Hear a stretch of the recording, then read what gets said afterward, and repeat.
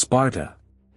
Few stories in the annals of world history are as well known yet simultaneously shrouded in mystery as that of Sparta. At first glance, it seems there isn't much to say. Almost everyone has heard the legend of King Leonidas and his 300 warriors, clad in crimson cloaks, who heroically fought the Persian army in the Thermopylae Pass. It is widely known that the Spartans were the unrivaled warriors of ancient Greece and that they disposed of weak and unsightly infants by casting them into a chasm. However, few realize that the Spartan population was remarkably small, even compared to other Greek city-states. During the reign of King Leonidas, the number of full citizens in Sparta ranged from 9,000 to 10,000 people. This means that the most powerful city in ancient Greece, in terms of population, was equivalent to a large modern town, not a city in the full sense of the word. But this is not the most astonishing fact. By the time of Alexander the Great, only 2,400 citizens remained in Sparta. A century later, as the city declined, their number dwindled to a mere 700. This leads to a rather curious conclusion. The mighty military city did not vanish as a result of defeat in battle against superior invading forces, but due to extinction. Indeed, the Macedonian king Antigonus eventually captured Sparta, but this was not particularly difficult for him, as the male citizen population was smaller than a single battalion. Thus, Sparta was undone by a demographic catastrophe, with the Macedonians merely completing the sad process. This naturally sparks genuine interest. How could such a thing happen? Why, while other ancient cities rapidly grew despite wars and epidemics, did Sparta plunge into a demographic abyss? Of course, one might joke about the Spartan custom of disposing of weak and unsightly infants, but it is unlikely that this grim tradition alone can serve as a comprehensive explanation. Let us try to understand this question by examining the internal structure of the Spartan state. Prepare yourself for something incredible. The Spartan way of life was so different from anything we are accustomed to that it seems possible only in a fantasy world. It is hard to imagine a real society being structured in such a way. Nevertheless, it is a historical fact. The Spartans strived with all their might to create a society of maximally equal people, where there was no place for the poor, the rich, or any individuality. The entire city was meant to function as a single organism, where everyone, from a common warrior to the king, played their role. And it must be acknowledged that for a long time, they succeeded. Let us delve into the captivating world of ancient Sparta, full of harsh customs and dramatic events. The Dorians, warlike pastoral tribes, invaded Greece in the 12th century BCE, sweeping away the Achaean civilization. However, over time, they adopted Greek culture and, like other tribes of the Peloponnese, began to trace their lineage to heroes of Greek myths, such as Heracles, whom the Spartans considered their progenitor. It is worth noting that the famous heroes of ancient Greek myths, from Perseus to Odysseus, were representatives of an earlier civilization that flourished in Greece from the 18th to the 12th century BCE, and not Greeks in the modern sense. Then came the Bronze Age collapse, a global catastrophe that, in a very short time, destroyed almost all civilizations in the region. The causes of this cataclysm are still debated among scholars, who propose various hypotheses, from climate change and barbarian invasions to the inefficiency of economic systems. For Greece, these events turned into a true tragedy. Civilization was overthrown, and the so-called Dark Ages ensued, during which even writing was lost and had to be reinvented. For several centuries, power was in the hands of petty princes from wild Dorian tribes, and the indigenous population found itself in servitude. To understand the scale of this degradation, one only needs to recall that the famous Odyssey, recounting the times of the Trojan War, was written by Homer precisely during the Dorian conquest. In the poem, Odysseus, king of Ithaca, lives in a house he built himself around a tree stump he couldn't uproot, which he then turned into a bed. And this is considered a royal palace. It was not until the 8th century BCE that Greece began to emerge from the Dark Ages. New city-states, familiar to us from history textbooks, arose.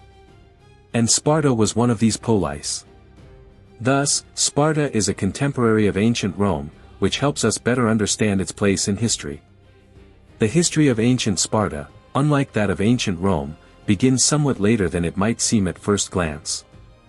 Some researchers point to Homer's Iliad, which describes events related to Sparta, particularly Paris's abduction of the Spartan king's wife, which initiated the Trojan War. However, archaeological data do not confirm the existence of Sparta in the period preceding the arrival of the Dorians. It is likely that Homer, in describing past events, drew upon the realities of his own time. The true Sparta emerged from the unification of 4 settlements located in the Eurotas River Valley. A unique feature of Sparta was the presence of 2 kings, which was highly unusual for ancient Greek city-states. This phenomenon is explained by the history of unification. Originally, there were 2 alliances of villages, each with its own ruler. After merging into a single state, the inhabitants decided to retain both kings to avoid disputes over primacy. Unlike other Greek city-states, Sparta faced a problem of land scarcity. Most polis solved this issue by colonizing overseas territories. However, for Sparta, which lacked access to the sea, this path was closed. Instead, the Spartans turned their gaze toward their nearest neighbors. From the very beginning of their history, Spartan kings waged continuous wars of conquest, expanding their state's territory in all directions. As a result, Sparta established control over half of the Peloponnese Peninsula, which was a very significant achievement for an ancient Greek polis. Sparta's expansion resembled the territorial growth of ancient Rome in Italy. Initially, Sparta subjugated neighboring settlements, and then extended its influence to more distant territories. The only serious obstacle was the city of Amyclae. The war between Sparta and Amyclae lasted several decades until the parties reached a peaceful agreement. Amyclae became part of Sparta, its inhabitants received all the rights of Spartan citizens, and the worship of Amyclae's main god became part of the Spartan religious cult. However, not all city-states shared the fate of Amyclae. Polis that resisted Sparta but were defeated were subjected to brutal destruction.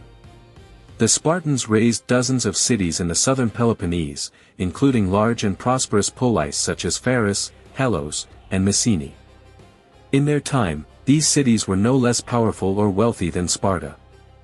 During the formation of Sparta, the inhabitants of conquered lands faced grim prospects, where the choice came down to submission or annihilation.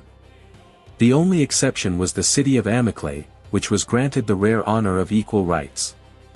The first path involved surrendering without resistance and acknowledging Spartan dominance. Cities and tribes that chose this path became perioikoi, autonomous enclaves integrated into the Spartan state structure.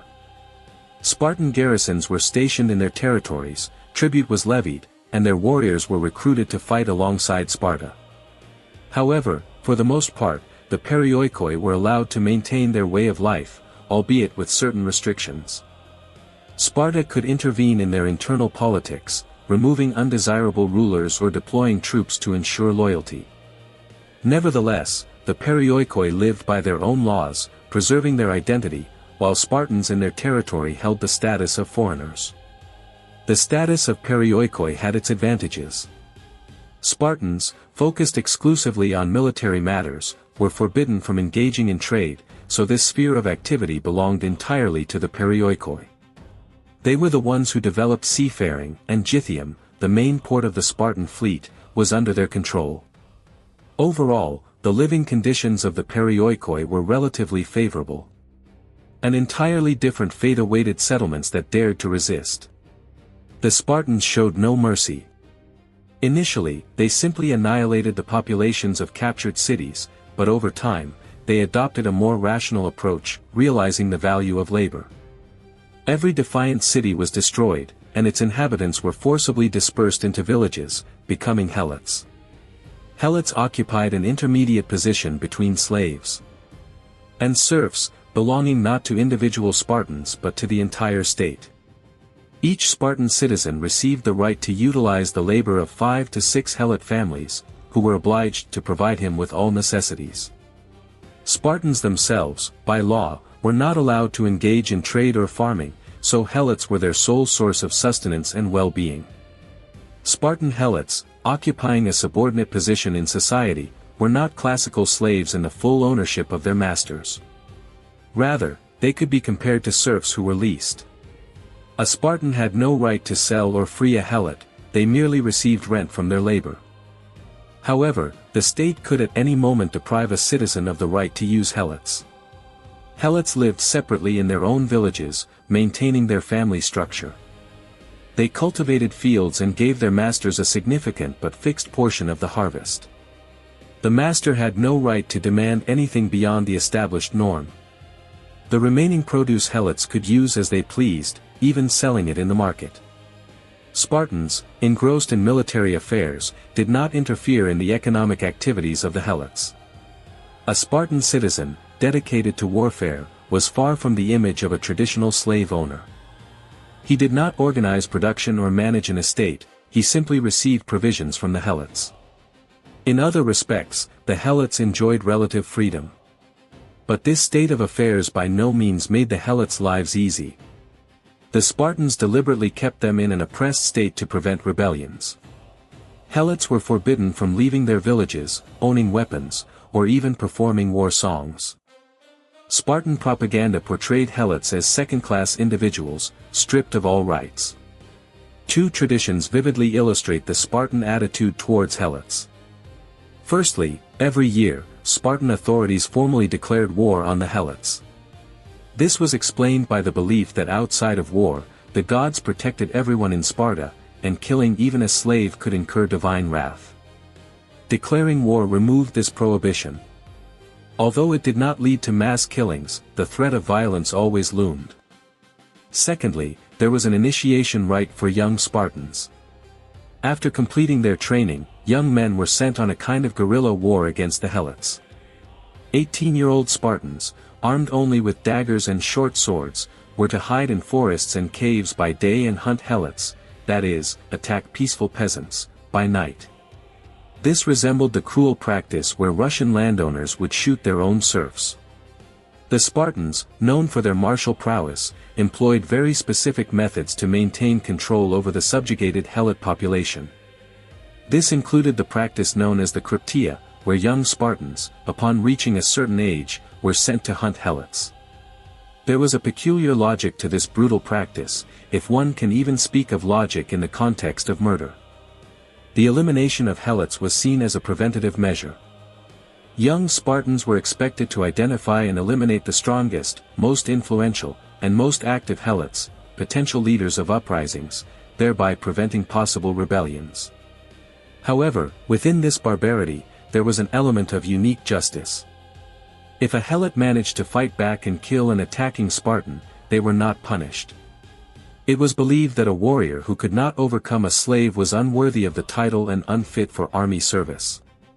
At the same time, helots were recruited to participate in actual wars on Sparta's side, often used as cannon fodder. Yet, demonstrated bravery could earn a helot freedom, without regard for their formal owner's opinion. There are known instances of mass emancipation of helots. For example, after the war with Thebes in 370 BCE, about 6,000 people gained their freedom. Freed helots did not receive citizen rights and could not reside in Sparta, but they were allowed to settle in separate communities. Their primary duty remained military service. Herein lies one of Sparta's key characteristics: Spartans initially constituted a minority of the population in their own territory. As their domains expanded, they enslaved the local populace, turning them into helots. Thanks to military successes, the number of helots constantly grew, and the native Spartans gradually became diluted within their mass. By the period of the Peloponnesian War in the 5th century BCE, the Spartan army was 80% composed of perioikoi and freed helots. Yet, even by displaying heroism in the ranks of the Spartan phalanx, a foreigner could not gain citizenship under any circumstances. The most they could hope for was a place in a military commander's retinue, which provided a certain level of comfort but no rights. Sparta chose a path fundamentally different from Rome's strategy, which, in similar situations, granted citizenship to conquered peoples, laying the foundation for its future greatness. Sparta, on the other hand, remained steadfastly loyal to its traditions until the very end, preferring to remain a closed circle of warriors. At the heart of these customs lay the so-called laws of Lycurgus, a man credited with creating Sparta in its classical form. Although Lycurgus's existence is more myth than fact, for the Greeks themselves, he was a very real figure. Legends claim he was either an advisor or a co-ruler to one of the first Spartan kings. After extensive travels through India, Carthage, and Spain, Lycurgus returned to Sparta and found it in decline, poverty, the wealthy buying up land, and corrupt kings hated by all. The situation demanded immediate action. Lycurgus seized power and initiated reforms, culminating in the adoption of the Great Retra, a code of laws that combined elements of a constitution, rules of conduct, and sacred scripture. Lycurgus then announced his departure and made every Spartan swear an oath to obey his laws until his return, after which he went into the mountains and starved himself to death, ensuring the Spartans would forever remain faithful to his precepts. Such is the legend. Lycurgus's true identity remains a mystery. Many historians consider him the name of a local deity who, over time, as faith waned, transformed into a hero. However, the laws of Lycurgus did indeed exist and were observed. Their emergence was likely linked to a general crisis in Greece, where wild tribes were becoming civilized, old orders were crumbling, society was stratifying into rich and poor, and the wealthy were overthrowing kings, establishing an era of tyranny. The age of tyranny left an indelible mark on every Greek polis, forcing each to seek unique ways out of political crisis. In Athens, Solon's wise reforms laid the foundation for the renowned Athenian democracy, while Sparta took its own distinct path, creating a system known as the Great Retra. The uniqueness of this code of rules lay in its oral form. Spartans believed that only those laws proven effective in practice should be preserved in the memory of generations, while other, useless norms would be forgotten and disappear on their own. Such a peculiar attitude towards laws raises the question, who in Spartan society ensured their observance and enforcement? This role was carried out by the ephors, priests endowed with special powers. An examination of their activities, as well as the entire system of Spartan governance, deserves separate attention. At the head of the Spartan state were two kings, whose appointment was, formally, conducted by election.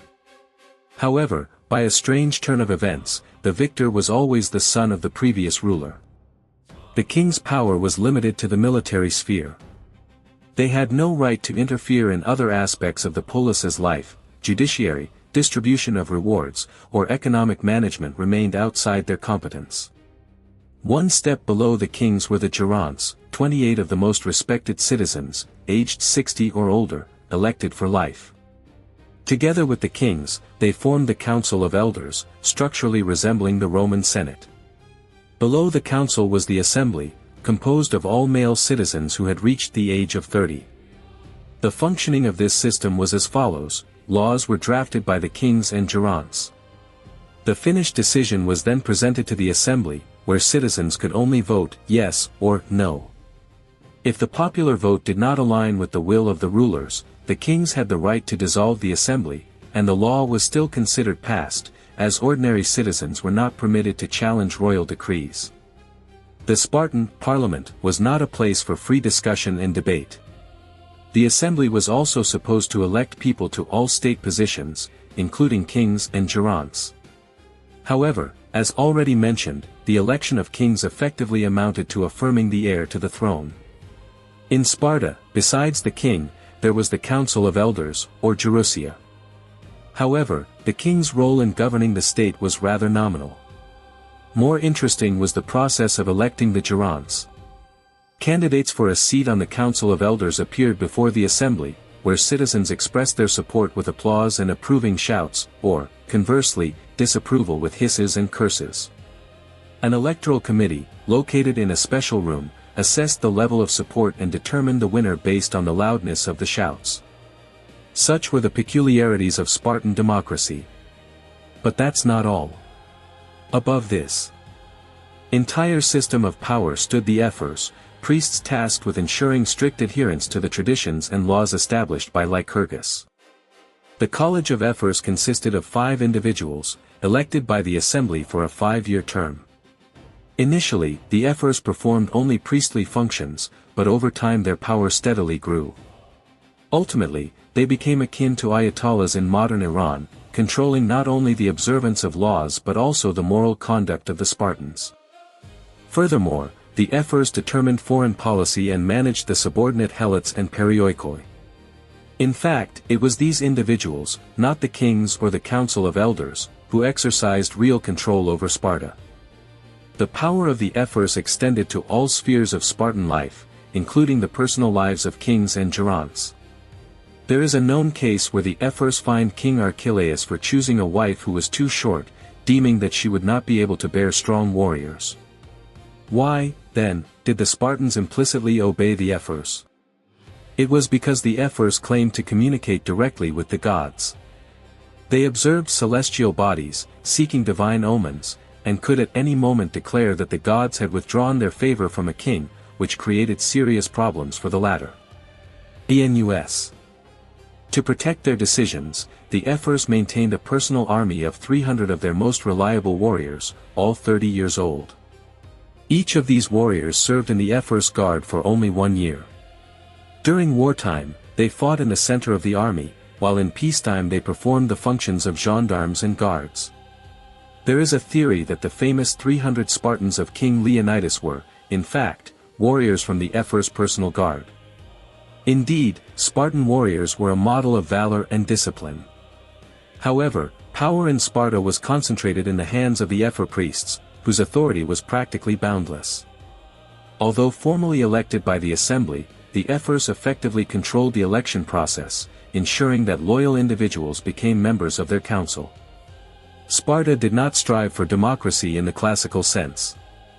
Lycurgus is credited with saying that democracy in a state is only possible when everyone establishes it in their own home.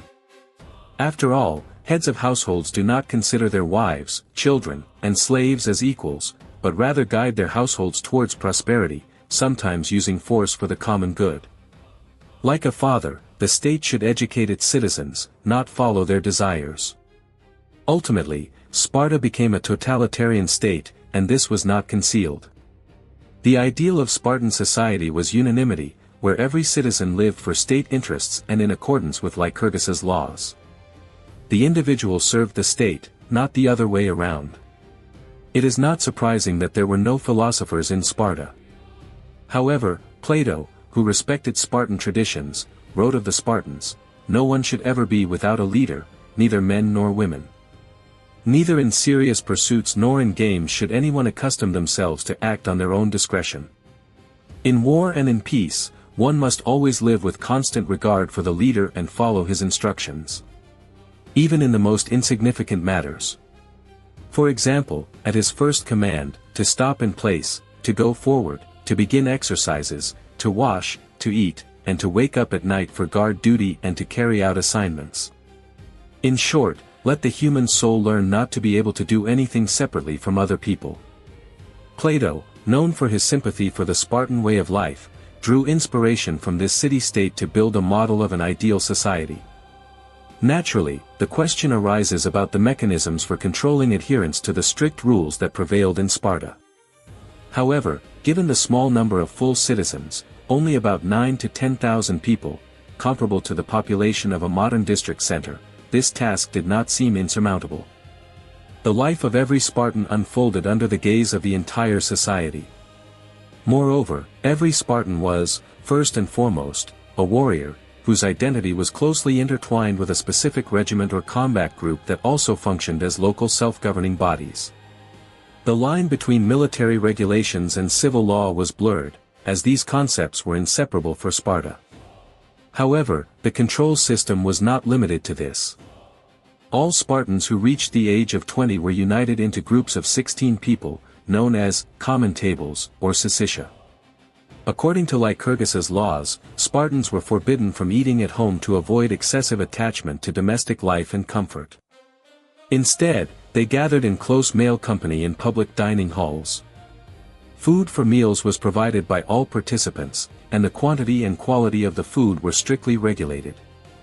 Spartan cuisine was not known for its delicacies: broth, barley bread, a small piece of pork, a few olives, cheese, and figs constituted a modest meal. The Spartan black broth, made from pork hocks, blood with lentils, vinegar, and salt, gained particular notoriety, becoming a kind of meme in ancient Greece. According to eyewitnesses, it was such a specific and unusual dish that it was not consumed outside Sparta. There was even a joke that Spartans gladly went to war because they were fed better on campaigns. Thus, the common table was not only a place for communal dining but also a combat unit. Those who shared a table fought shoulder to shoulder in the same phalanx. To join such a unit, unanimous consent from all its members was required. The admission procedure was as follows: a pitcher was passed around, and each member of the brotherhood dropped a piece of bread into it.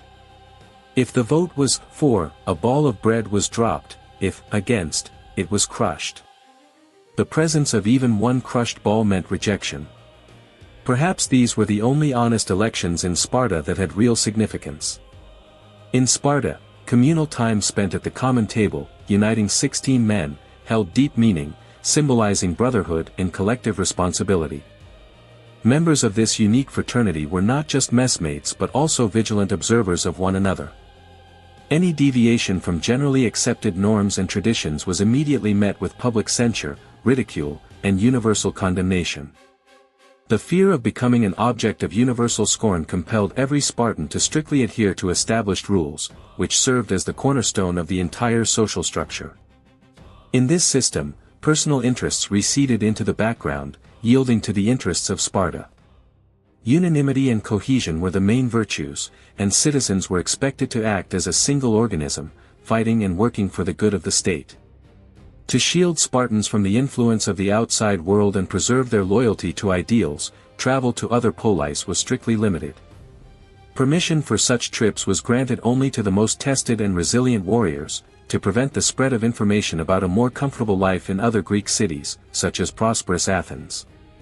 Turning to Sparta's economy, it should be noted that even a warlike state needs to sustain itself in peacetime.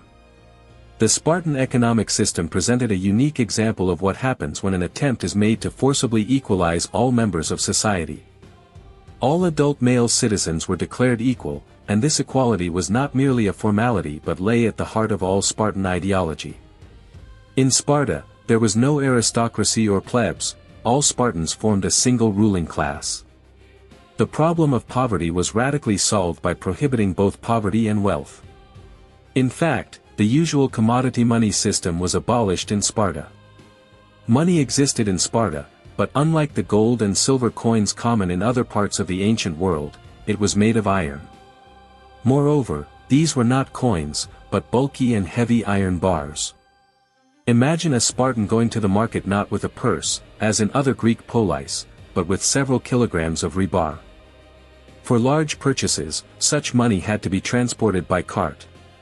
Within Sparta, this monetary system, based on iron bars, functioned, albeit poorly. However, it completely precluded external trade. Firstly, Spartans were explicitly forbidden from trading with other states. Secondly, it was technically unfeasible. What could be offered on the external market? Gold and silver coins that entered Spartan territory were confiscated. Ordinary Spartans had no way to exchange their iron bars for actual money. Furthermore, outside Sparta, this scrap metal had no value. Spartan money only provoked ridicule.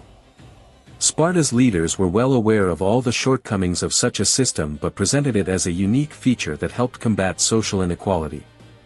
Plutarch wrote that foreign ships did not enter Spartan harbors, and orators and gold and silver craftsmen did not come to Sparta because there was no money there. Thus, luxury disappeared by itself, and artisans who created luxury items directed their talents towards making necessities. However, this was only the visible part of the problem. It was previously mentioned that Spartans went to the market with rebar, but the reality was even harsher. Spartan citizens were officially forbidden from any economic activity, including trade, usury, and crafts. The insignificant production that existed in Sparta was carried out by the perioikoi, who were not Spartan citizens. They also engaged in trade. So, how did Spartans live? The only worthy occupation for a man was war and preparation for it. The only acceptable way to earn income was payment from slaves. In agrarian societies, this was common practice, with people living mainly off their fields. But in Sparta, everything was turned upside down here too. All land belonged not to individuals but to the state. The state divided it into equal plots and gave it to citizens for use. Every Spartan, from birth, or rather, from the moment the elders decided not to throw him off a cliff, received a fixed plot of land with helots from the state. All plots were of the same size, and the payment a Spartan received from this plot was supposed to be the same for everyone. This was done so that the state always had 9,000 warriors at its disposal and so that no one stood out. Ideally, such a plot would be passed down within one family, from father to son or brother to brother, but it always remained state property. A Spartan had no right to sell his land or lease it. The land, which was the basis of the Spartans' existence, was not their property but leased from the state. Control over land use was extremely strict. The state determined how much a Spartiate should receive from his allotment and could seize the plot at any time, transferring it to another. Universal equalization was maintained by very original methods. Lycurgus's laws allowed Spartans to take things from neighbors if they did not currently need them. In fact, this meant a Spartan had the right to enter a neighbor's barn and take what was necessary. Outwardly, Sparta presented itself as a society of absolutely equal people, although wealth could not be completely eradicated. Military campaigns, plunder, and shadowy trade operations still occurred. However, displays of luxury were severely suppressed. Even possessing vast treasures, one could not afford an expensive house. One had to be content with the same conditions as the poorest members of society. The state exercised total control not only over the economy and military affairs but also over the private lives of citizens. The birth and upbringing of children were the prerogative of the state. It was believed that a child belonged not to the parents but to Sparta. Until the age of 20, any sexual relations were strictly forbidden. At 20, the elders arranged a kind of wedding for young Spartans, which resembled the pairing of livestock more than a marriage. Feelings were irrelevant, only the health of the parents and the ability to produce healthy offspring mattered. Marriage could be refused, but this was not encouraged. A Spartan was obliged to father an heir. If by the age of 30 he had not married and had no children, he faced public censure. Priests periodically conducted humiliating ceremonies where childless and unmarried men were stripped, lined up, and forced to walk with torches around Sparta to cries of shame. As a rule, this occurred in winter. In the harsh conditions of Sparta, where survival was not an easy task, the birth of a new human being was just the beginning of a long and difficult journey. Immediately after birth, the infant was presented to the council of elders. The verdict was severe. If the newborn seemed unviable, its fate was sealed, a ruthless plunge into a chasm. This custom, far from modern notions of humanity, was a reality of Spartan society. However, it is worth noting that this was not a universal practice. The history of Sparta knows the example of King Agis, who, despite physical disabilities, managed to avoid this sad fate and proved himself a wise ruler. Such artificial selection pursued two interconnected goals. Firstly, an ideological one, strengthening the spirit and body of the Spartan people, raising warriors ready for any ordeal. Secondly, a practical one, eliminating the weak and incapable of war, which allowed for resource conservation and their redirection to the needs of the army. From the age of 7, young Spartans left their homes and went to special camps, where their military training began. Children were divided into squads called packs, led by an experienced warrior, usually between 20 and 25 years old. He was assisted by bulls, adolescents chosen by the children themselves, typically the most aggressive and strong, capable of subjugating the others. Such cruelty, paradoxically, was not considered a defect but, on the contrary, was encouraged. The leaders deliberately provoked fights among the children to identify the most resilient and fearless, the future heroes of Sparta. The task of the leader and the bulls was to control and manage the entire group. It is noteworthy that the state practically did not finance these camps, creating the harshest possible conditions for children to accustom them to the hardships of military life from an early age. From the age of 12, young Spartans walked barefoot and received only one cloak per year. Everything else they had to obtain themselves. They slept on reeds gathered from riverbanks, without blankets or other comforts. To warm up a little on cold nights, the adolescents covered themselves with nettles, which, by stinging the skin, created an illusion of warmth. Young Spartans had a tough time, constantly lacking warmth.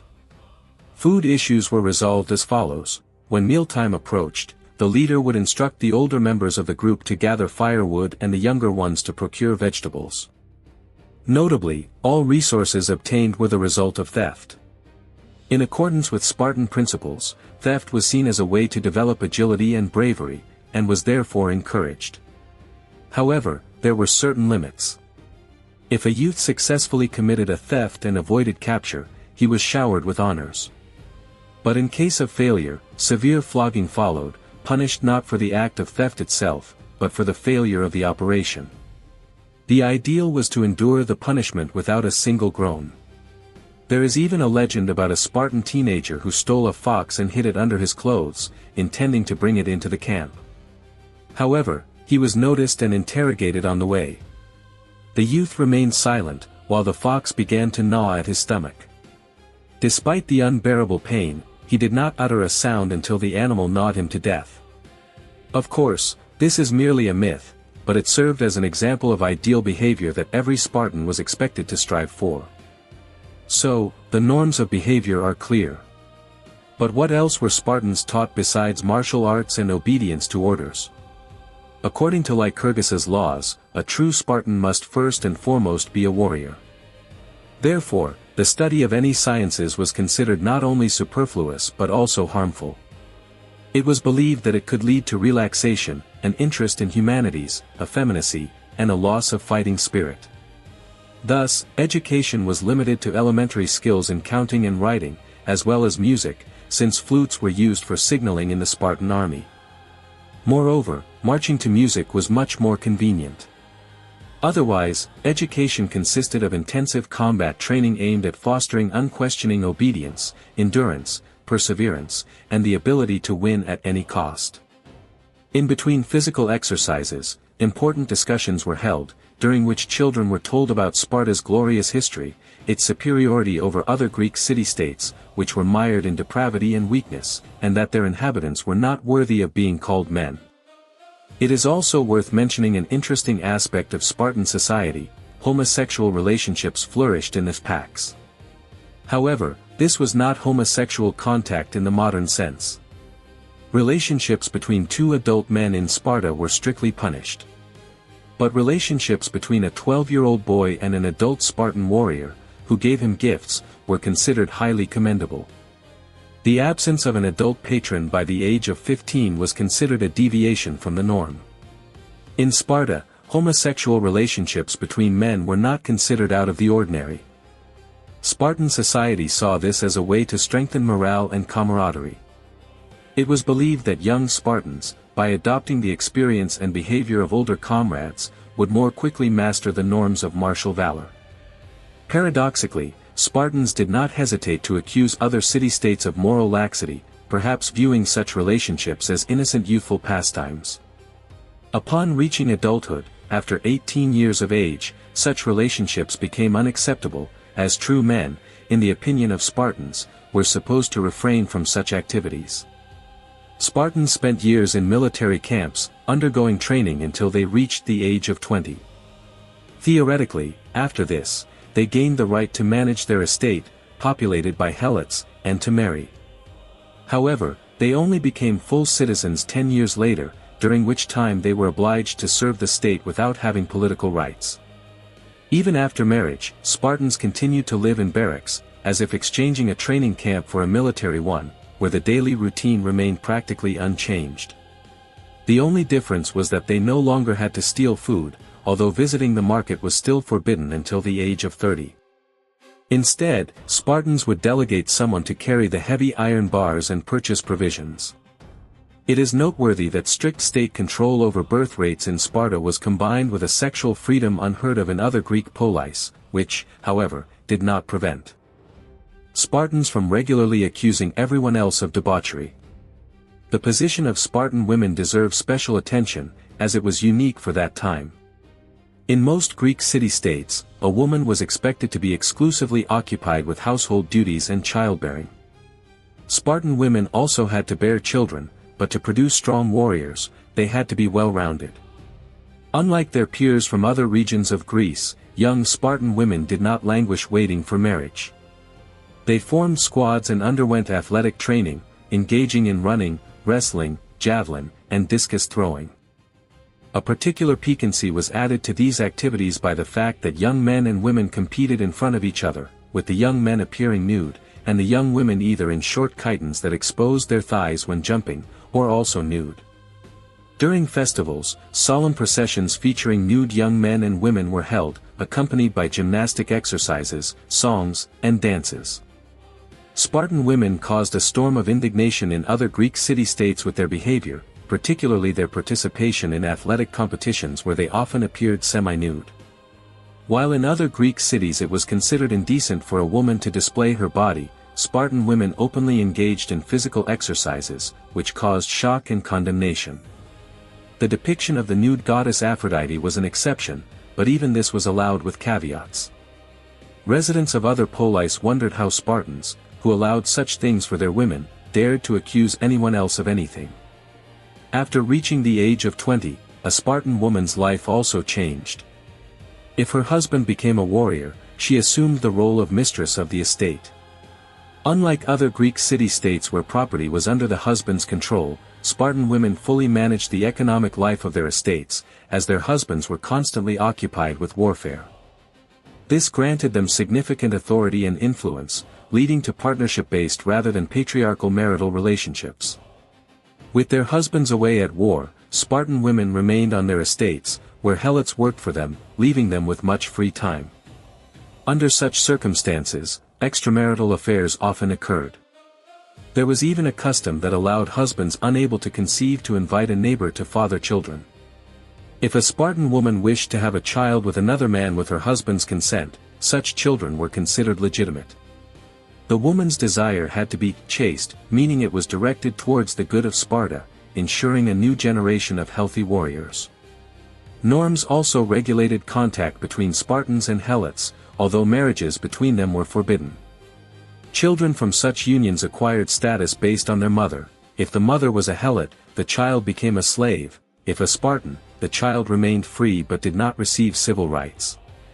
Sparta had highly distinctive customs, especially concerning premarital relationships. Formally, contact between teenagers was not encouraged, yet festivals where young men and women competed nude created a different atmosphere. Legend suggests that the Italian city of Tarentum was founded by sons of virgins, meaning children born to young Spartan women. The picture that emerged was contradictory. Other Greek city-states sometimes condemned Sparta for its licentiousness, as nowhere else did women have such freedom to stray. Opportunities for extramarital affairs were quite broad. However, only a child born within a legal marriage was considered a full Spartan citizen. And here, one can grasp the full complexity of the situation. Marriages were arranged by elders, and affection between spouses was often absent. Moreover, spouses rarely saw each other. For the first 10 years of marriage, a Spartiate lived in the barracks, and many remained there even longer. Children were taken by the state at age 7, and parents saw them only from afar.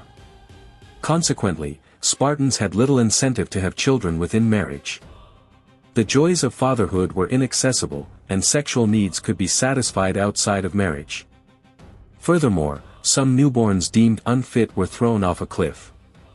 As a result, the Spartan population remained stable for centuries, around 9,000 to 10,000 men. But then a crisis erupted. Of course, the crisis was not limited to demographics. The Spartan system itself was already unstable by then. It all began with military successes. After defeating the Persians, Sparta and Athens divided power in Greece. Sparta formed the Peloponnesian League, and Athens created the Delian League. Each controlled roughly half of Greece. However, in 431 BC, 18 years after the Greco-Persian Wars, a new conflict, the Peloponnesian War, broke out.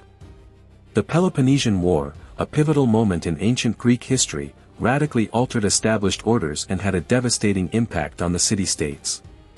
Sparta's victory, marked by the capture and plunder of Athens, nevertheless delivered a fatal blow to Lycurgus's system, which had defined Spartan society for centuries. The 30-year military confrontation opened the eyes of Spartan warriors to a world beyond their strictly regulated state. Returning home as victors, they saw a prosperous Greece, vastly different from ascetic Sparta. Moreover, Sparta, thanks to an alliance with Persia that provided enormous funds for fleet construction, became the wealthiest state in Hellas. An incredible sum of 5,000 talents of silver, equivalent to 126 tons of the precious metal, was generously allocated by the Persians. Part of these funds, unfortunately, ended up in the pockets of Spartan admirals, one of whom was later implicated in embezzlement. After the victory, treasures from Athens and the wealth of all Greece poured into Sparta. As Plato noted, nowhere else in Hellas was there as much gold and silver accumulated as in Sparta. The temptation proved too great, and money defeated evil. Even the ephors, guardians of strict Spartan laws, could not resist the allure of wealth. The use of gold and silver coinage was permitted in Sparta, which immediately led to a resurgence of trade, arts, entertainment, and other dubious pleasures that Lycurgus had warned against. Another blow to traditional values was a law allowing Spartans to gift their land allotments. In effect, land became an object of purchase and sale, leading to the concentration of a significant portion of these allotments in the hands of wealthy citizens. Such a transition to market relations would have been entirely natural for any other city-state. In Athens, similar changes occurred 3 centuries earlier and formed the basis of the city's prosperity.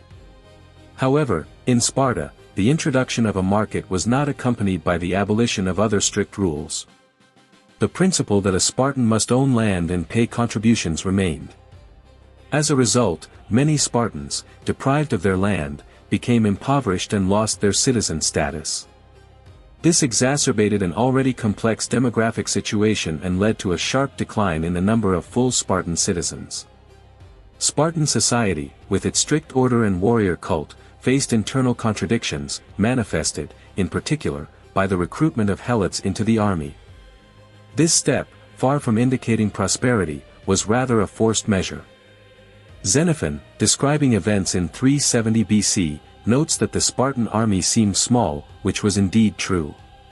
In a desperate attempt to strengthen the army, the government announced the recruitment of helots, promising them freedom in exchange for service. According to the historian, over 6,000 helots expressed a desire to join the army, which, however, caused apprehension among the Spartans themselves due to the helots' numerical superiority. It is worth noting that Sparta suffered a defeat in that war and lost a significant portion of its territory.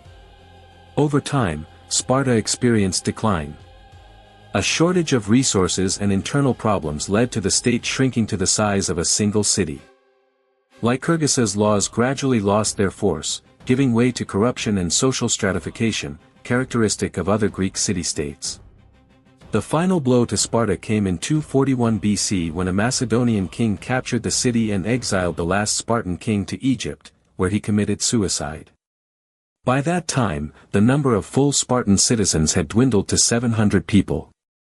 Thus ended the history of one of humanity's first utopias, or dystopias.